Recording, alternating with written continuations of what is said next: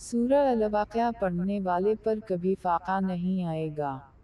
حدیث شریف میں آتا ہے کہ جو آدمی شام کے بعد روزانہ سورۃ الواقعہ پڑھے، اس پر فاقہ کبھی نہیں آئے گا۔ حضرت عبداللہ بن مسعود رضی اللہ عنہ کی وفات کا وقت قریب آیا تو امیر المومنین حضرت عثمان بن عفان رضی اللہ عنہ ان کی عیادت کے لیے تشریف لائے اور دراہم کی 2 تھیلیاں ان کو ہدیہ کیں۔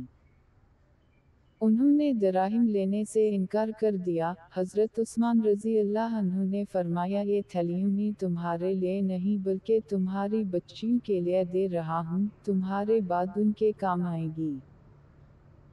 حضرت عبداللہ بن مسعود رضی اللہ عنہ نے فرمایا کہ میں نے حضور صلی اللہ علیہ وآلہ وسلم سے سنا تھا کہ جو آدمی شام کو سورۃ الواقعہ کی تلاوت کر لیا کرے اس پر کبھی فاقہ نہیں آئے گا۔